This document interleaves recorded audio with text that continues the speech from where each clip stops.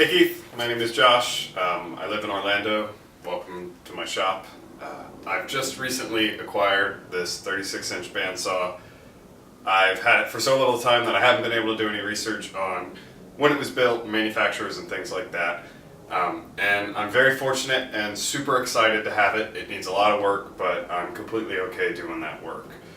The problem comes in with the motor. It currently has a 3-phase 5-horsepower motor on it. And it is an older motor, a Babbitt style bearing motor. And I do have a 3-phase rotary converter, but it is 5 horsepower as well. I can get the saw to run if I kickstart it.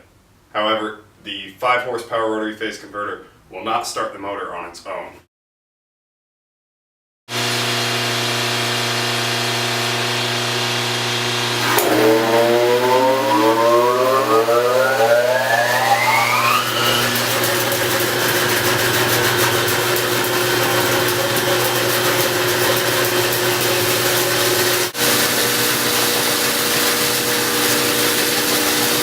So I apologize for the noise. I've got the rotary phase converter on behind you, and of course the saw is running, but I wanted to show you that the motor does operate properly.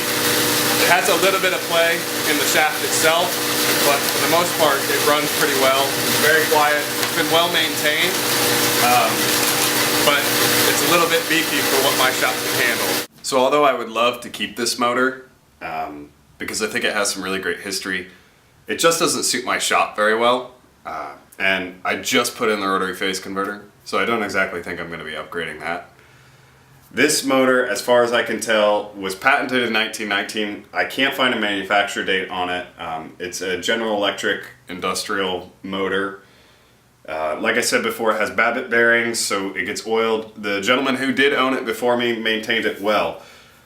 What I'm looking to do is get this motor to somebody who can use it, or somebody who actually wants it, and I would like to do that as inexpensively for that person as possible, but I still would like to make up the cost to try to get another used motor, something like a 3 horsepower single phase motor that'll suit my shop a little better. Even a 3 horsepower 3-phase would be fine. That's what my milling machine runs on, and that seems to be okay.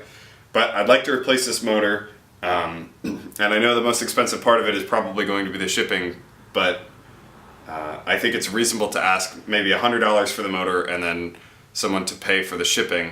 The only thing I would ask is I'd like to keep the pulley because it runs the belts for the bandsaw itself. If you know of anybody or you have an idea of someone that might be interested or a contact I may be able to find, I would really appreciate that.